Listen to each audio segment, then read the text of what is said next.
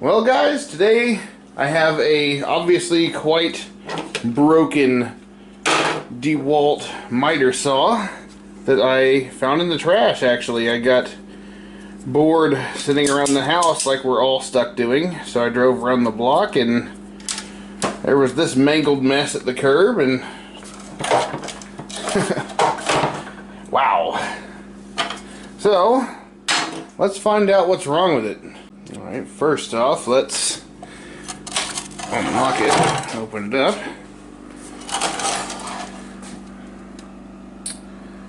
I mean, I've seen worse blades, so that's probably still okay. This is all still hooked up. The adjustment is quite frozen, and judging by all of the dirt dauber nests, it has been sitting for a very long time, either in a shed or outdoors. Yikes. Alright, first order of business, let's get the cap off and see if the commutator's destroyed. This poor tool. Obviously somebody has gotten quite upset with it. But from personal experience, beating up your tools does not solve your problem. It makes you feel better, but at least until you have to buy another one. Get the cap off. I don't want to lose the screws. I see a problem already. Coming in here with my lovely Streamlight, I can see that there are no brushes in here. Like, they're completely gone. Let's get this little brush retaining cap off real quick. Hopefully they didn't just get mangled or something. No, they are 100% completely missing. Alright, well that's a start.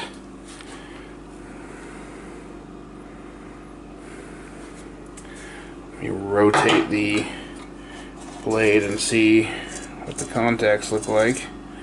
They're a little scored up, but they still look very usable. Having a hard time believing it was just the brushes, but I mean, they did go through all the trouble to pull them out, so maybe they tried replacing those first. Possibility the switch has gone out. Alright, I guess let's throw some carbon brushes in this thing and see if we get any life out of it. I went ahead and actually ordered the new handle and carbon brushes before starting this video. I figured it was going to need brushes, but I had no idea they were completely missing. So I guess that helps. I don't have to dig out old screwed up brushes. Let's blow some of the dirt out of these holes. Try to get the best connection possible.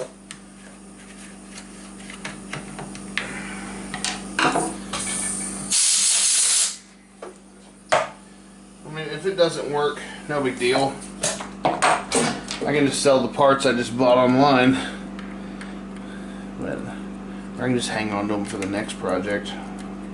I'm really not that worried about it.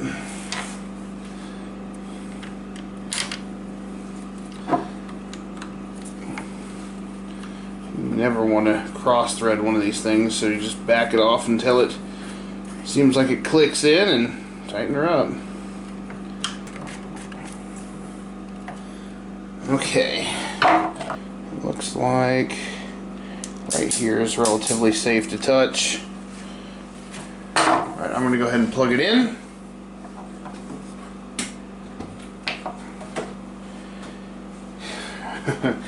There should be power to this thing now, so I need to be very careful not to zap myself.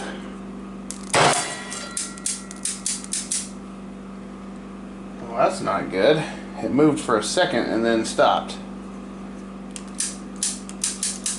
Okay, so what if I just start chopping wires off? Huh? Let's start changing the switch out. I despise crimp connectors. Do a little little solder on here so we have something to bite on.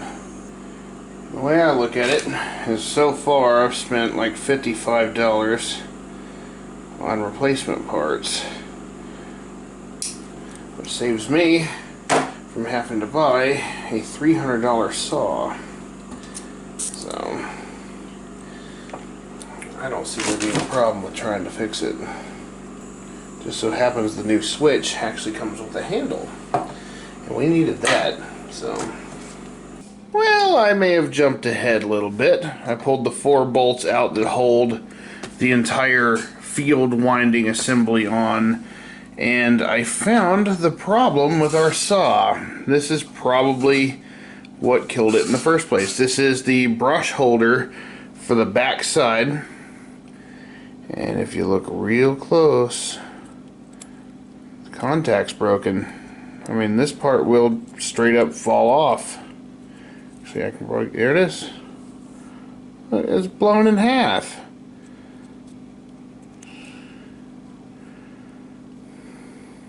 I need to go see if I can find this part. I mean, I could probably try to brace it and solder it just for a test, but that would never work in a heavy-duty, everyday application. Let me go see what I can find.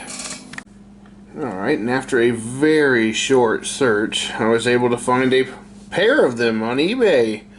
13 bucks a piece. Even comes with accurate brushes, so I can be sure that the ones that I ordered aren't knockoffs, which I think they are. So I will just throw these, I guess, in the bottom drawer where I keep all my other brushes, in hopes that I will need them someday. But I will use the factory correct ones that have the part number on it. In the meantime, let's put this thing back together.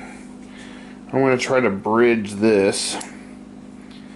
And obviously I'm not going to use it for a prolonged amount of time. I just want to know, does this damn thing work?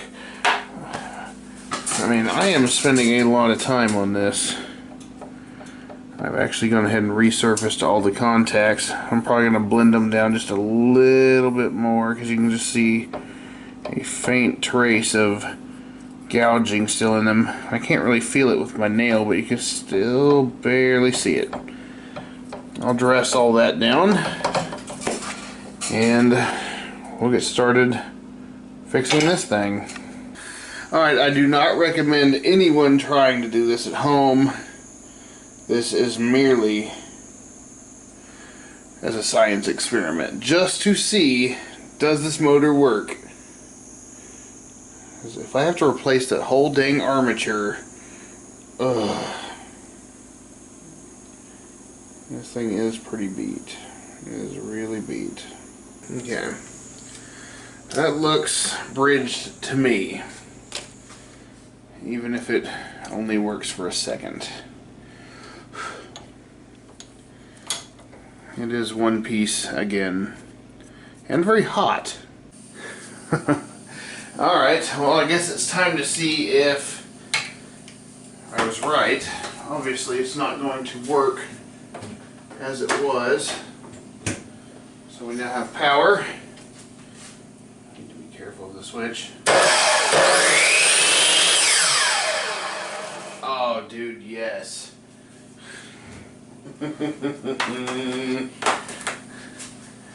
It works. Well, amazingly, it does work.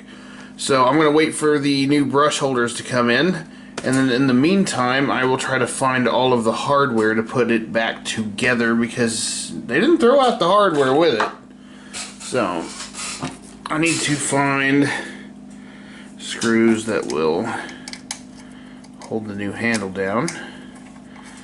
So there will be a part 2 to this video. Stay tuned for part 2. I'm going to clean this thing up and get the handle on it, get it put back together, and we're going to see if it will cut something. Thanks for watching. Let me know what you think of the trash find, and I will see you guys next time.